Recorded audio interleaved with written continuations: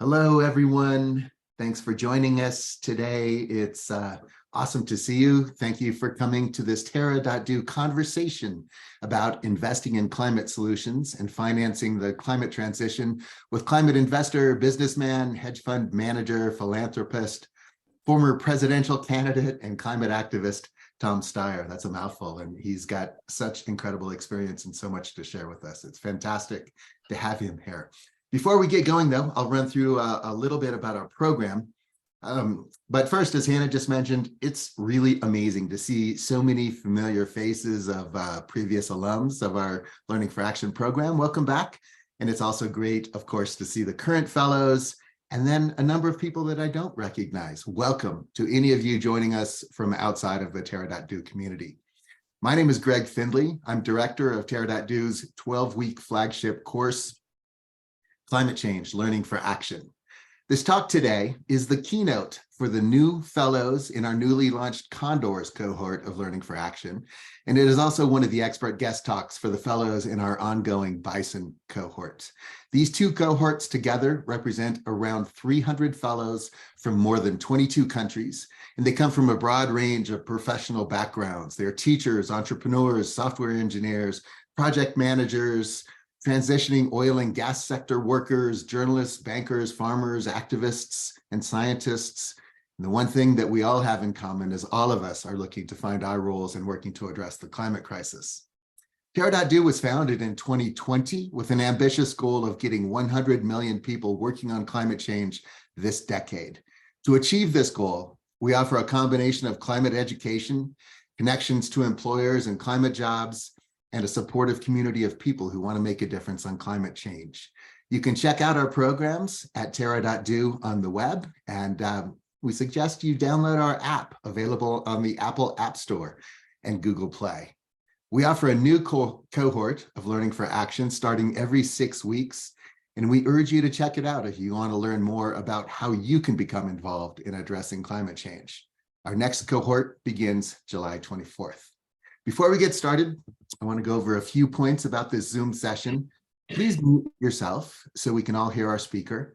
We will start with a conversation between Tom and myself, and then we'll have time for questions after our conversation. We are only taking questions from our current fellows, though, because we have so many, and we'll be using Slido, an online question and answer platform. Fellows, if you didn't see it, you can find the Slido link in the message reminding you about this talk in your cohort's Slack channel. But before we get going, I'm going to pass over to Terra.do founder and CEO Anshuman Bapna to introduce our guest speaker. Thanks, Anshuman. Thank you so much, Greg. And I'm so excited to be introducing Tom here today. I am right now calling in from Stanford, California, and met Tom here at a Thanksgiving dinner just last year. And then I had the pleasure of being at his beautiful regenerative farming ranch up here in the Bay Area. Tom has a long bio. I'll try to do my best to run through it as quickly as I can, because I know Tom wants to get to it as quickly as possible as well. So Tom founded and led Farallon Capital Management, SF-based hedge fund that pioneered a very interesting kind of investing approach before he started to give his time, money, and energy to fighting for progressive causes. He has mobilized grassroots efforts to win clean air laws and to force big tobacco to pay its share of healthcare costs. Tom helped make California the largest jurisdiction in the world with 100% clean energy law and prevented Big Oil's effort to roll back California's climate protections. He worked to prevent the construction of a new gas-fired power plant in a community largely made up of immigrants, people of color, and low-income families. Tom is also the founder of Next Gen America, the largest youth voter engagement organization in American history. Most recently, Tom was a Democratic presidential candidate, as Greg mentioned, and in 2020, served as co-chair for Governor Newsom's Business and Jobs Recovery Task Force. He co-chaired Vice President Biden's Climate Engagement Advisory Council to help mobilize climate voters. Today, Tom is the co-executive chair of Galvanize Climate Solutions, a mission-driven investment platform solely focused on mobilizing and deploying the capital and expertise needed to accelerate important and equitable climate solutions. Now, Tom is a personal hero of mine for many reasons. In his personal life, he's a devoted father. In his career, he has successfully combined capital, innovation, and advocacy in service of climate and democracy. He gets that to win climate, we'll have to win its politics. And my personal favorite, he has the unique distinction of being called a weirdo by the 45th President of the United States. Friends, please welcome Tom Steyer. Thanks, Anshuman. Thanks, Anshuman. Yes, for sure. So Tom, folks, as we mentioned, we'll start with a conversation and then we'll have questions after that. So Tom, could you give us your overview, your 30,000-foot view of how we're doing in terms of solving the climate crisis? Where are we doing well? Where do you see that we are falling short? Sure. Well, I think the first thing that we've got to acknowledge is that the natural world is deteriorating faster than people had expected and at an accelerating rate. I think that in 2023, there have been a series of studies by scientists of nature about the pace of global warming, about the rate at which the poles are melting, a variety of things that are all honestly worse than people had expected, and I think reflect, a long time of us not addressing, having a strong enough, a robust enough climate response. So I would say the first thing you can say is that things are, on a Mother Nature basis, worse than we had expected. I will also say that I think the technology and our ability to solve this problem is better than people understand. I think that I strongly believe that we will solve this problem, that we have the capability to do so, that this decade is the critical decade in terms of really bending the curve and turning things around and getting momentum to a much more sustainable world. And I think that when we look at that world, the thing that is going to make us succeed or fail is going to be the rate of deployment.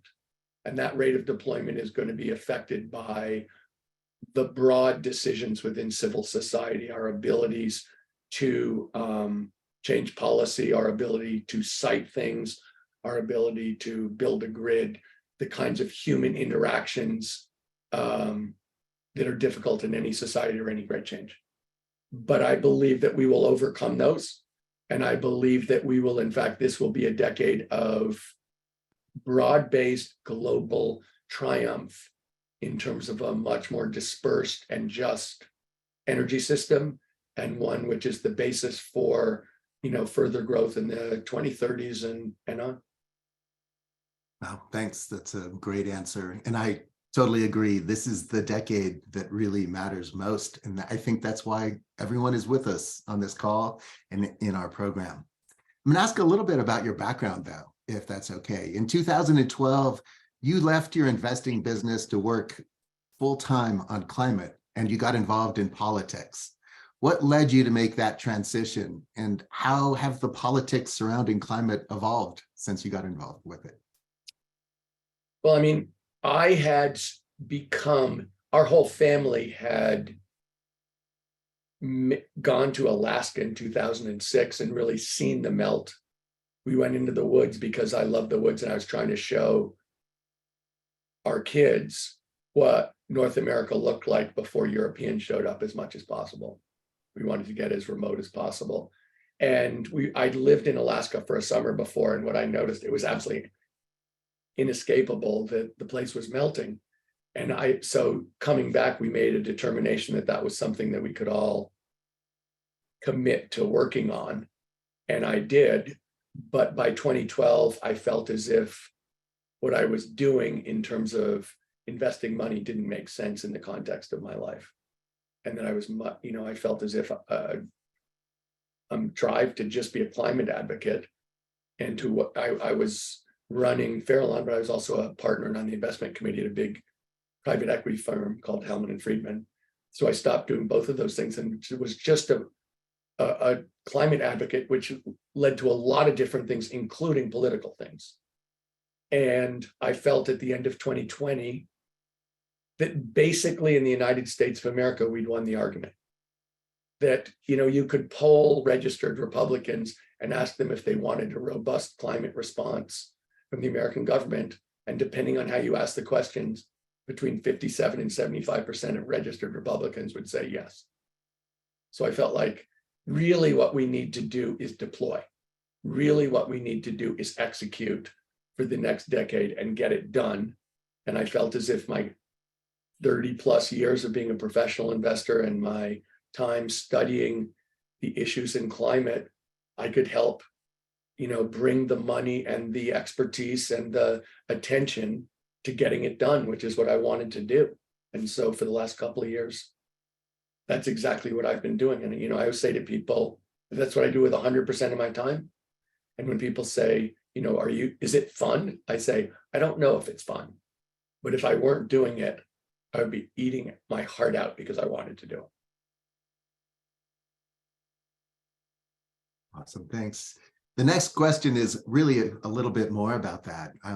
In 2021, you decided to pivot from politics, return to your roots, and you've answered this a bit, but you founded Galvanize Climate Solutions, an investment firm for climate solutions. Can you tell us a bit more about why you made the switch? And also, you opted to structure Galvanize as a multi-asset class firm. What does that mean, and why was that important for you? Well, the way that the investing world is set up is that there are different stages of investment in companies and projects, so that the investors want to have different risk reward parameters, they want different liquidity, and they have different amounts to invest. So for just as an example, if two friends want to start a company that they think will make a dramatic difference in batteries or natural sequestration, they can't use a lot of money because they're really just starting, and that's what's called a seed level. But by the time we're building a gigantic new, battery factory in India, that could be billions of dollars. And so you need different amounts of money for different periods of time with different amounts of risk and different expectations. So rather than try and put it all into one big fund that did everything, what we've tried to do is to break it down into the existing categories like seed level, venture level, growth level, private equity, credit, where you're lending money instead of investing as an equity person owner, to try and fit the existing structures, but to bring the same climate awareness and disciplined professional investing to bear. Look, this is a multi-trillion-dollar a year need to rebuild the economies of the world in a much more sustainable way. And what we're trying to do is be part of that, but also to show that doing it makes sense, is smart, and is profitable. And that's why we set it up that way, Greg, to try to accept the investing world the way it is, but to redirect the energies to try and have a robust climate response. Thanks. We're going to come back to the amount of investment needed in just a minute, but I want to ask you a little bit. In the United States, the IRA was a huge historic government investment in climate. How do you see the relationship between the public and private sectors as we move forward? What do you hope to see? What do we need to see to get where we need to go? Look, for us to succeed as a country, or especially for us to succeed as a globe, this is a all of society response. In the United States, we're not going to get this done with half of America fighting the other half of America. And by definition, we're going to need a public-private partnership. I mean, let's start with one basic fact. There's no such thing as a free market. every market you've ever heard of has rules set by people. So that when people, people always describe the free market as if it were a state of nature that God created. That is absolutely false. Every market starts at a certain time. People have rules for where they can set up their stalls, closes at a certain time, have rules about how people interact. And that's true of every energy market in the world and every other market you can think of. So when we think about what we're going to do, we need to make sure that there are policies and rules that are fair so that in fact we can build this sustainable society. And just as the simplest point, really what we're talking about here is unpaid for pollution, that you have a right to emit CO2 regardless of the consequences for free. And that is something which people have done for hundreds of years. And there are huge industries and huge fortunes built, and a great number of jobs built on that idea. In fact, their whole society is built on that idea. But in fact, if we were to design a market system right now, we would include the fact that you have to pay for your pollution. If you're going to harm your neighbor, you have to compensate your neighbor for what you've done to him or her. And so when we think about this, we need to have a society where the rules of the road work for the human beings that live here and for the good of, a sustainable world. And so it's going to be a public-private partnership, and it's all of society together. Thanks. How do you think we get those rules changed to put people and justice and the planet? Well, I think, it's sort of funny because I think this is an interactive process. And as I said, I think this decade is going to be the critical decade. But I think it starts with an idea like the IRA, that the IRA represents, that we need to make it possible for this kind of robust and more just climate response. But then I believe that the technology, I think that we are in a position to really drive sustainable change. But that sustainable change and the drop in costs and the advantages that it gives to consumers and people's awareness of that then makes it possible for policymakers to then ratchet up the changes and to make it ubiquitous. And so I see this as an interactive process where, in fact, the public sector tries to get things done and enables things, and the private sector then, in fact, does them and goes further than people expect, which makes further policy changes possible. And it builds into the fabric of society so that in 2030, I think we'll be looking at a very, very different world with regards to energy. And it will be partly based on technology and costs and finance and jobs and all the things you think of, but it'll also be based on people's awareness and changes in the natural world and the need for the kind of changes. I mean, I started by saying the natural world is not going well. Look, the UN has said we can't go through 1.5C without taking great risk. And people think that the chance that we go through 1.5C, scientists, is two-thirds chance in the next 5 years.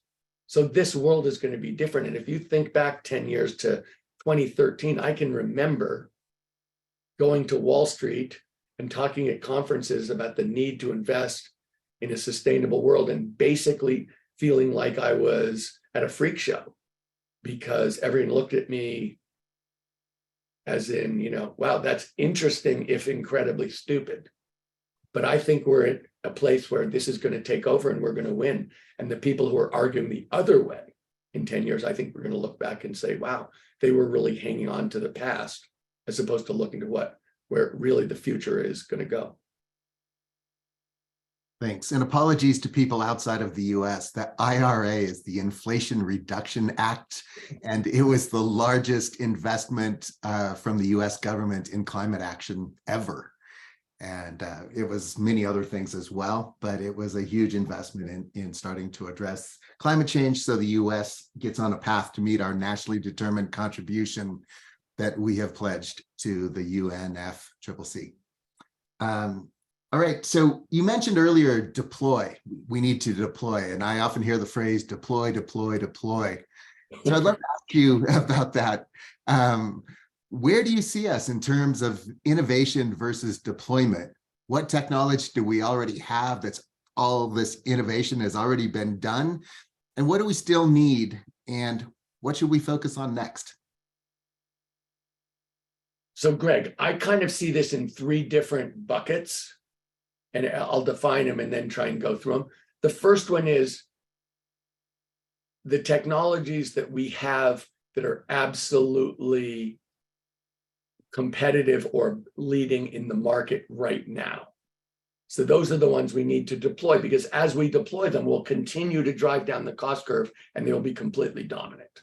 So in there, I'd put like solar, wind, EVs, batteries.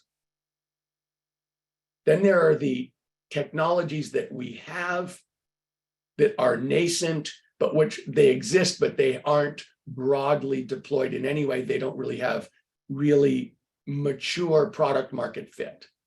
And there are a lot of those. There are an awful lot of those. And you could put in hydrogen, you could put in a lot of the information systems that we need in order to measure this. You could put in a lot of the natural sequestration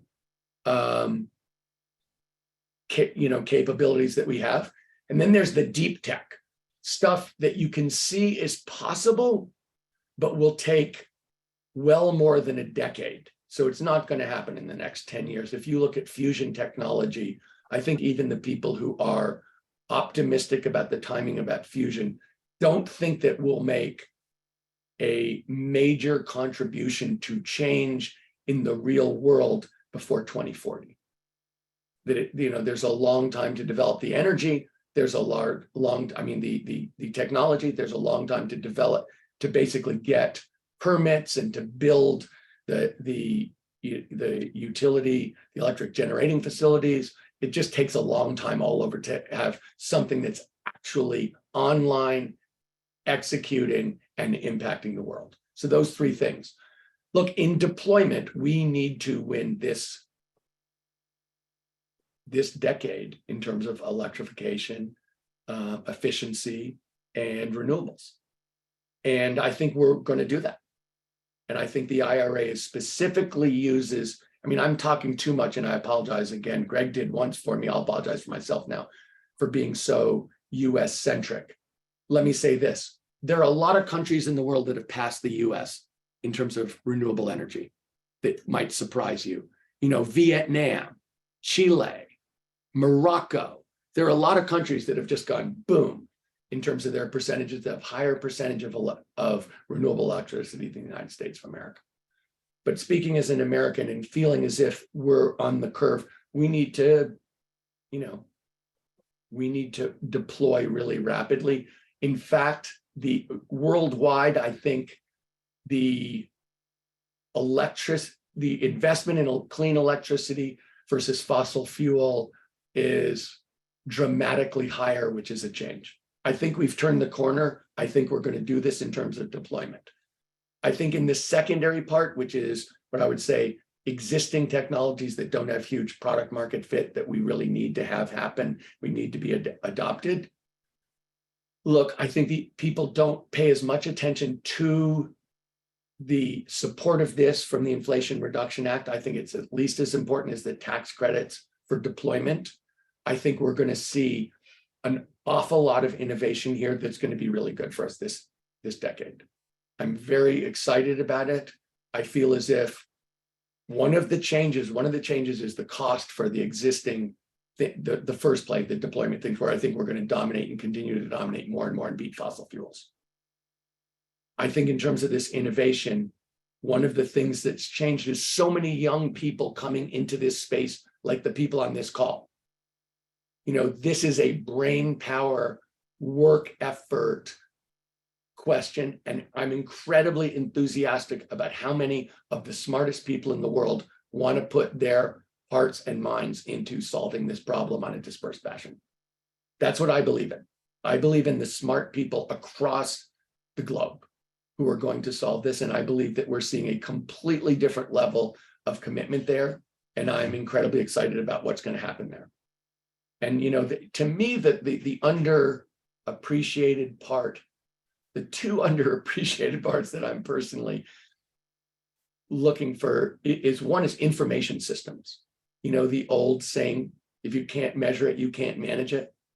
Well, if you can't measure it, you also have, plausible deniability, which is, I didn't know what I was doing. How do you expect me to solve it?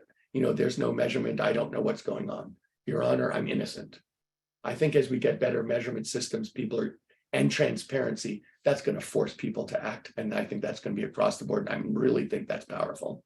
And I think the second thing that's really powerful that I'm hoping this decade has a kind of exponential change into is the power of the natural world. The ability of us to act within nature, regenerative agriculture, a different way of thinking about the natural world, a more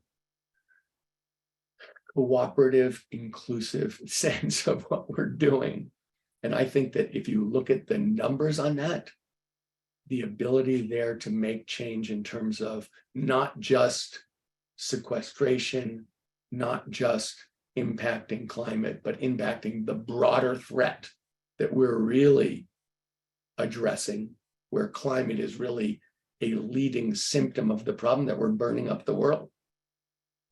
And, changing more broadly our relationship to nature is something that then deals with the extinction crisis and justice and really the distribution of wealth across the globe. There's a whole bunch of ancillary, connected, critical issues that I think will be positively impacted by that kind of change.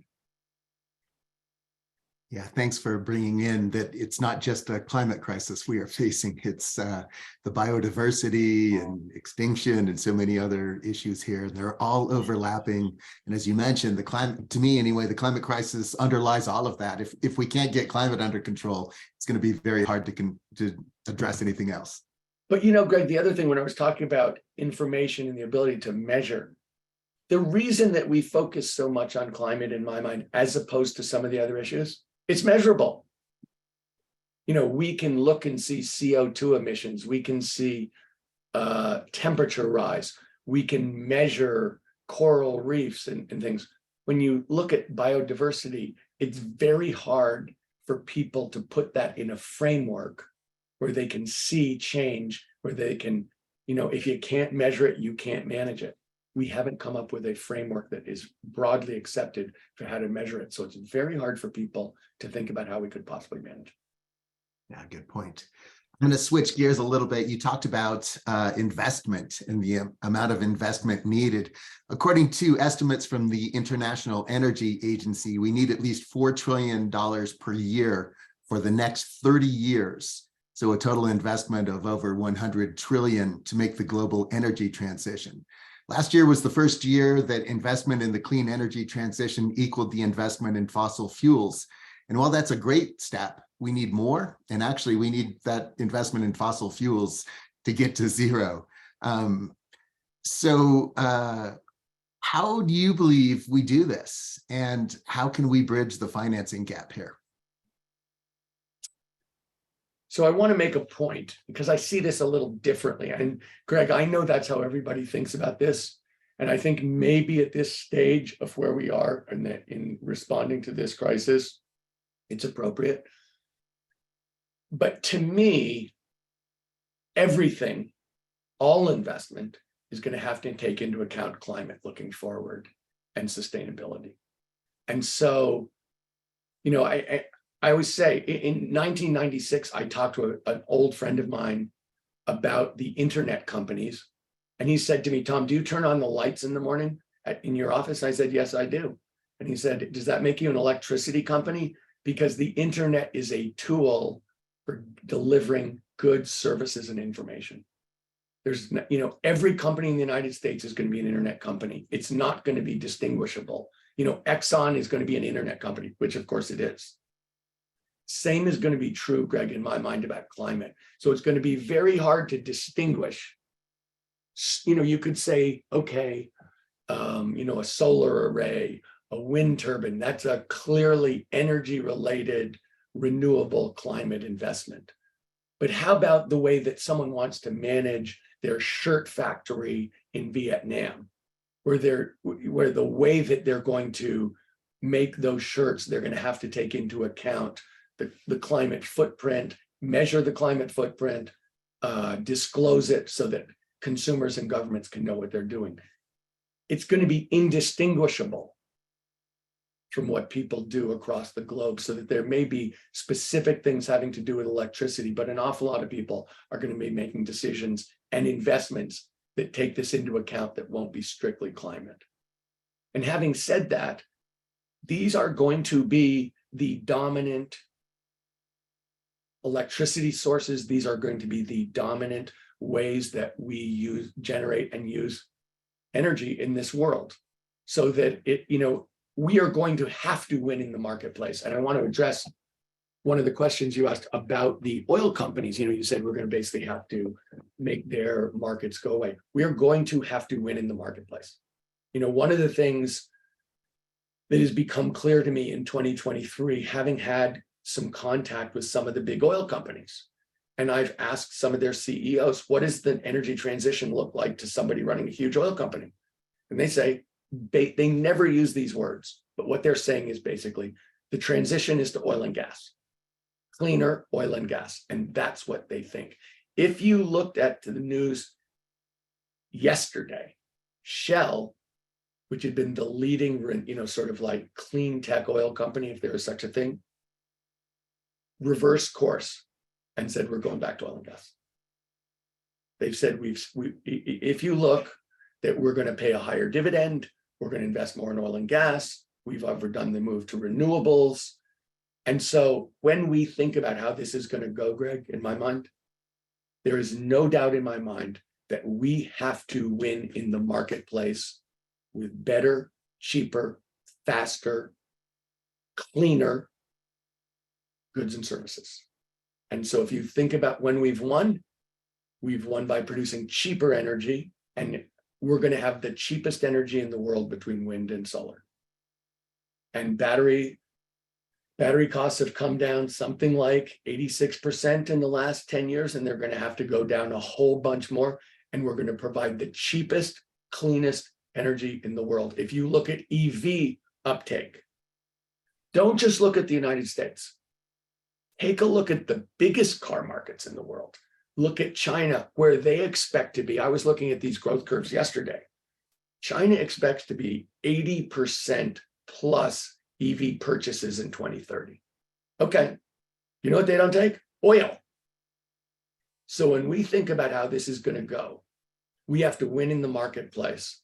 And we absolutely have to. We have to provide people the things that they want at prices that they want. And I think that's what we're going to do. So I think this decade is going to be about the deployment and improvement and domination of clean technologies. Thanks. Yeah, really appreciate you bringing in also that it's not just clean energy. Every business and every industry has to work on this problem. And that really goes to everyone on this call. We love to say that every job can be a climate job. And there's a role for you somewhere in working on this problem. And it doesn't have to be at a clean energy company.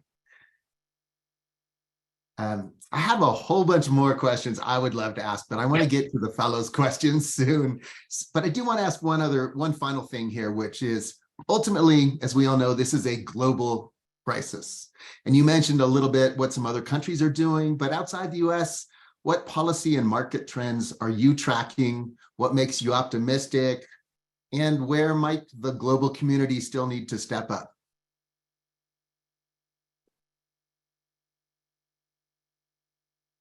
Well, obviously, the biggest issue around a robust climate response is that there is immense hard feeling from the global south towards the global north. And that hard feeling is basically, you guys created this problem. You guys still, on a per capita basis, emit much more CO2 than we do. we will suffer more than you will just based on the vagaries of geography. And you're asking us to sacrifice so that you can continue to emit more CO2 per capita by a multiple than we do. And, there's an immense hard feeling about this. And I think that the way that we go about this has got to be done from the standpoint as a globe. And if you look at the projections, just so you guys know, and I'm sure you all have, but if you look at the projections between now and 2050, whatever happens in the US and Europe, which is Europe, I think, is 7% of emissions now, the US is 11. If we cut those in half, that will not make up for the projected increase in the developing world, because huge swaths of the developing world have multiples of electricity generation to do between now and 2050. India's 5x need the expected electricity generation in 2050 is today, 5x. The Democratic Republic of Congo, 100 million people, 10% of whom have electricity. So we're going to see a ton. The way this is going to have to go is in a way that is good for those countries to do renewable and clean technologies. And that's going to involve technology transfers. It's going to involve innovative finance, which we are not seeing, but maybe we'll start to see. When you think about the three big levers here, they're normally thought of as technology, policy, and finance. And so it's going to be necessary to have that combination work in new, different ways around the world. And let me say one last thing, Greg, about this, just because I feel really strongly that if you think about what this can mean for the world, look, I mean, it's such an obvious and sort of trite thing to say, but the sun does shine everywhere. And by the way, it shines really brightly in the global south. So that all of those countries that would be importing oil and gas, or all of those countries that would be importing oil, gas, and coal, have their own sunshine. They have their own wind, and an ability to then have a completely different global economy where much more dispersed access to energy, and energy is so tightly correlated with economic growth and prosperity that there is an opportunity here for not just preservation, but also something much more just. I could keep going about that. Many other ways I can see that this progress can be done in a much more just way around the world that would be very different from the current global power structure, and I think in a way that is much more even-handed. Thanks for bringing that in. I'm going to turn to some of the questions from our fellows now. I do want to thank Tom for one other thing. He's traveling right now. You're in Washington, D.C., is that correct? So you're taking this call from a hotel. We really appreciate you being available. The reason Greg knows that is that he and Anshuman were teasing me about this huge chair I'm sitting in. It's not my chair. Yes. Awesome. So we have a question. I have a number of questions, and fellows, there's so many questions. We're not going to get to them all, even some of the ones that have been upvoted. So we're not ignoring your question. We're just trying to handle a representative group of questions. I'm going to ask Tak's question first here, which is, what's your take on corporate climate plans? Who besides Patagonia are good examples? Who are the bad ones? How can we help with helping these corporations with behavior change?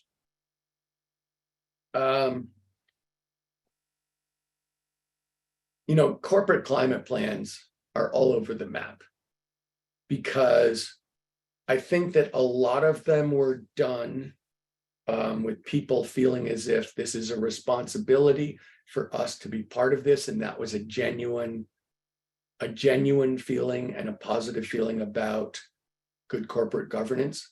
But let's be clear that for all those climate plans that are net zero by 2050, there's no CEO in America in 2020 who thought he or she was going to be the CEO in 2050. So it was kind of a freebie, because they felt like, I can make this promise, but you're going to hold somebody else to, making sure that it happens. And in fact, there's a heck of a good chance that most corporations, will be gone in 2050. They'll be acquired, or they'll be in some way, shape, or form dissolved. So I think that there was a genuine desire to do it without any real ability to come out with a detailed plan. And so to me, when I think about, and look, I love Patagonia, and I think Yvon Chouinard has been a true intellectual and moral leader from the beginning. I love that company. I love everything that he's done and stands for. This is going to have to work in a society where everyone is not Yvon Chouinard. This is going to have to work. We're going to have to do this as an all of society thing. And to me, if we're measuring it, then we're going to be able to figure out, who is doing a good job, and they're going to be able to figure out what they need to change in order to get it done. I think it's impossible to change what you're doing unless you can actually say, this is where our scope 3, this is where our supply chain is emitting CO2. Apple is really leading in this. There are a number of corporations who are taking this really seriously and trying to make it part of their culture and to, be the leaders in society of making this. But let me make one other point, which is this. I earlier said, I think we're going to win this decade. This is going to be the age of renewables. If that's true, we're going to make it not only possible, we're going to make it necessary for people to get onto this train. And so that it won't be necessary to be Yvon Chouinard. It'll just be necessary to have somebody who wants to have the cheapest power. It'll be, in every state, we need to win in the marketplace. So when people are buying, the goods for their supply chain, they want to buy the best, cheapest goods. And those are going to be the renewable goods. So when I look at this, I really care about measurement. I really care about winning in the marketplace, because I know that relying on people's self-interest is something we can trust. Relying on their altruism is something that absolutely exists in this world, but it is, let's just say, far from ubiquitous. Yeah, love your answer there. Thanks, Tom. And I'll just call out to everyone here, when a company says they have a net zero by 2050 goal, I'm going to go with Saul Griffith of Rewiring America, who says, okay, what's your 2030 plan? And when they tell them, okay, what's your plan this year? Awesome. So Paul Smith asks the question, in your experience, what is the best way to work towards bipartisan support? This is in the US, but really around the world for climate solutions. To me, if we win in the marketplace, all the politicians will follow. I think what they care about are the jobs and votes in their districts. And so, I think people do care about corporate contributions, but they care about contributions because they care about votes. And they look at money as a way to get votes. And I think that as this revolution moves through society, it will bring people along with it, and the politicians will have different ways of explaining it, but they will run to the head of the parade to explain why they were always there. And you know what? It inevitably happens, and you just got to accept it. It's kind of the prodigal son, the parable in the Bible of the prodigal son, that the son who comes back is welcomed by his father after he's had this dissolute time. Basically, people are going to have to join us, and we have to be happy about that. And we have to welcome them. And I think what's going to drive them is our doing well and getting things done. And that means creating jobs and creating income for people and creating votes for politicians who support renewables and a robust climate response. Thanks. Zach asked a question here that has a number of votes. What are a few areas of climate tech that you are most bullish about? Well, I mentioned two, which were, look, sequestration is a huge need. You know, if you look at the numbers, I'm going to give you rough numbers and people report them differently, but just assume that at this point, the globe emits about 42 gigatons of carbon a year. Well, people think that by 2050, we can get that down to 10, but to net zero, we need to have 10 gigatons of sequestration. That is an industry that does not exist, and it is definitely has to exist. So I am I am fascinated with how that can happen in a way that's sustainable and good for the globe and good for the people of the globe. That's one. I think the information stuff is really, really, really interesting. There are an awful lot of very interesting technical things going on in terms of batteries and improvements to the electrical grid to make it so that it can handle up to 5 times as much. You know, the battery stuff people think will be 5x this decade. It's amazing. People really believe there will be 2 battery revolutions this decade that together will make them 5x as powerful. We're looking at, the ability to, on the grid, to be able to handle 5 times as much electricity. So, I mean, there's stuff going on along those levels, Greg, across the board. And, I'll give you another cliche. I hate giving cliches, but here's another one. No silver bullet, silver buckshot. That it's hundreds of things, that it's a whole host of things that come in different places and make it possible for people to do things much more efficiently. And I'm expecting, the stuff in the grid is really exciting. And this decade, look, we're going to have a great decade. And there are going to be people in the fossil fuel industry pushing back against us really hard. And that is absolutely normal in any kind of technological revolution. The incumbents, do you think people are going to give up hundreds of billions of dollars of profit without a fight? I don't think so. But ultimately, these are business decisions that happen that are cost-driven. They're very straightforward, and consumers are going to make the decision based on what they get. Thanks. Alex asks, when I turn on any political show on my network, none of the debate or arguments discuss climate change. And we actually see Yale Climate Communications and others saying people rarely talk about climate change. So why is this topic avoided by the media and just people in general? And what could we do about that? Well, let me say this. I think that the way that we've framed this topic has not done a service to ourselves and the need to actually succeed. I think in a sort of most basic level, no one in the United States knows what 1.5 C means. We don't live Celsius. So that is a statement that is absolutely incomprehensible to 99% of Americans. Second of all, CO2, you can't see it, you can't touch it, and you can't smell it. So when we talk about, oh my God, there's this terrible CO2, it's like, where? Really what we're talking about here, I think we need to reshape. I don't purport to understand all the countries of the world.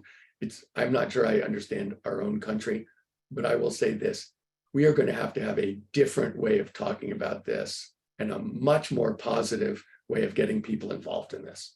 And in my mind, we're at this stage where really we have a huge problem, but we have an immense opportunity here at every level to do something good. And that is something that I think people should really want to get on with. I know personally, I would like to have a meaningful life. I would like to participate in positive change for my community and our country and everybody around the world. And I think that real opportunity exists. And I think it's time for us to start talking about that we actually are we are not even starting this revolution. This revolution has started and we're kind of in the early stages, but it is going. Thanks. As a bit of a follow-up to that, Zach asked the question, what do you view as the most effective method of civic engagement in demanding climate action? So I'm obviously believe in voting. That's the thing we've decided as a society we're going to do. So I believe in broad-based voting, and I believe specifically in youth voting. The biggest generation in America is not the boomers anymore. It's the people under 35, between 18 and 35. And they're all progressives. I mean, that's an exaggeration, but they're overwhelmingly progressive. And they voted half the rate of other Americans. So the reason I started Next Gen America was to say, let's have a representative democracy that is representative, including by age group. And if we get, that is the largest, it's the most progressive, it's the most diverse generation in American history. And if they lend their voices, that's what I believe will change everything. And in a way that's absolutely quintessentially fair, in the sense that it's a representative democracy with equivalent voting for different people across society. And so, honestly, Greg, that's what I've felt. And, the only reason we started the biggest one is because no one had started any meaningful one before. And I think they're starting to say, oh my gosh, the numbers actually do support that, but the numbers have supported it the whole time. If we get a representative democracy, we'll get good answers. And that's why we're pushing for the most representative, or, the fairest voting patterns we can get. Thanks. There's another question here that I think is pretty timely. We're hearing a lot about AI in the news, and it seems to be coming on. Do you see a role for AI in climate? And if so, what is it? Oh my God, of course. Absolutely. Gosh, just think about this in the simplest fashion. I mean, AI is basically taking the information from existing processes and feeding it in to algorithms to come out with the most efficient answers, and then having that iterate perpetually. And that's what we need. We're going to need that. If you're running a huge data center and you need to reduce, that eats energy. If you want to have the smartest way to reduce that, then that kind of system is going to give you dramatic energy savings. In every one of these efficiency questions, that kind of system is going to be incredibly helpful to get to moving us towards something that's more efficient. And so, yeah, I think this is going to be an important, we see it all the time, just so you guys know, from an investment standpoint. The idea of interactive, constant, real-time information improvement through algorithms is, that is absolutely part of the investment landscape across the board. Thanks. Zach had another question here. How do we end oil and gas subsidies?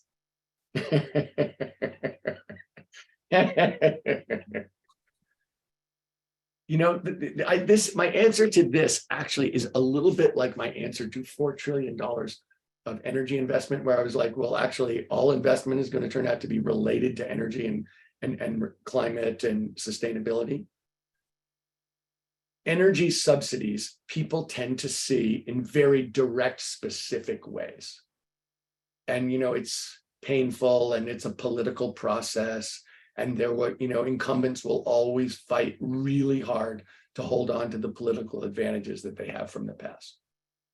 Okay, so it's a political problem. And I could give you a poli-sci 101 answer to that. But I just want to make it clear that, to me, it's amazing the huge subsidies that we make to fossil fuels that we don't consider subsidies to fossil fuels. So, for instance, one of the things that's true is that an amazing amount of the shipping in this world is sending fossil fuels around the world, oil tankers. And in order for that to happen, we need to have safe shipping lanes, and we need to have the different straits where ships have to go kept open so that the ships can keep going. The straits that go, there are 2 or 3 of them in the world. And that's what the US Navy has a huge responsibility for. So when we build a new $12 billion destroyer and deploy it around the world, is that a subsidy to oil and gas? Well, its job is to keep oil and gas flowing around the world, but oil and gas doesn't pay for it.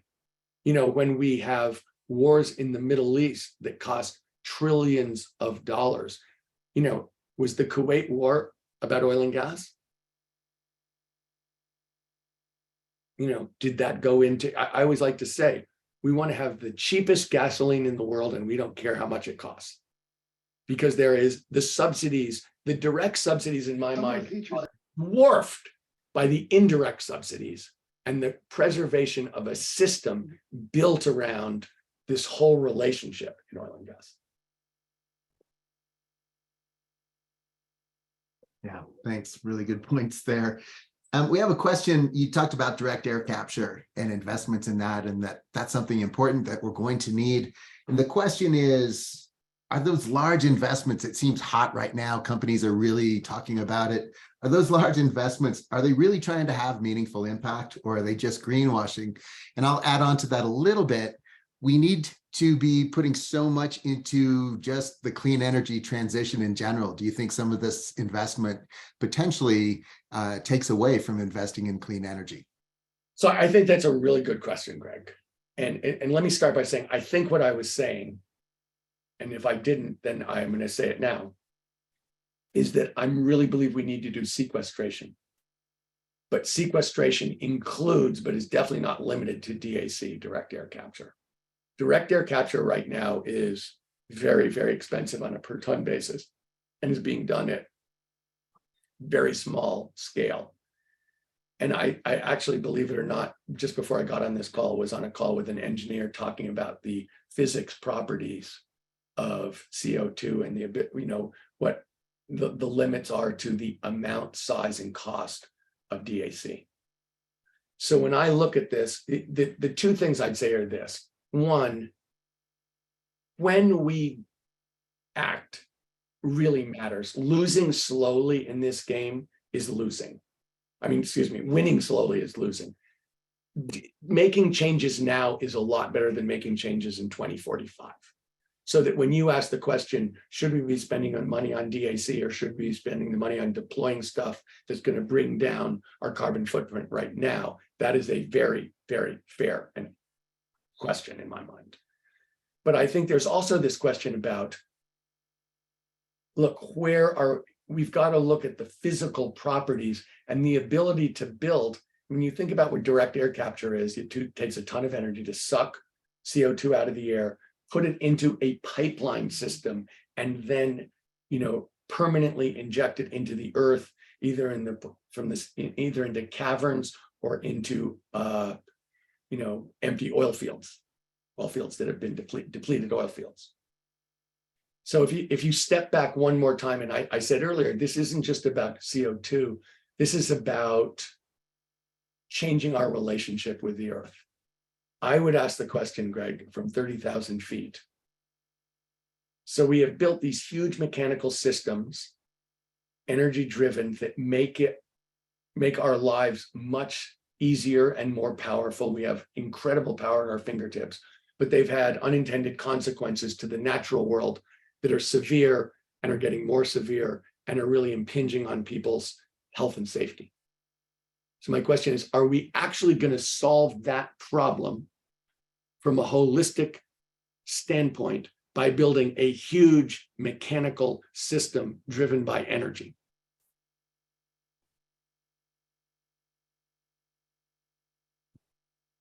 Wow, this is a fantastic way to finish our session. Thank you so much for this incredible conversation. Fellows, I'm sorry we didn't get to all of your questions. Really appreciate the incredible questions you all are asking, and to everyone else, yeah, we'll have to have another conversation about all of this. But Tom, thank you so much. Incredible to have you. We appreciate all you are doing and all you are sharing with us.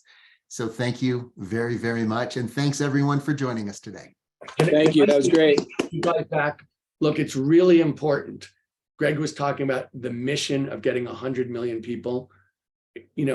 what people contribute and being part of this is an absolutely critical part of success. So I want to say thank you to you guys for trying, for caring, for acting on it. That's an absolutely indispensable part of success. Thank you. Thanks, Tom. Thank you. All right, thanks all. Thanks, Tom. Thanks, Terra team. Thank you. Thank you. Thank you for this. This was very enlightening. Thank you. You.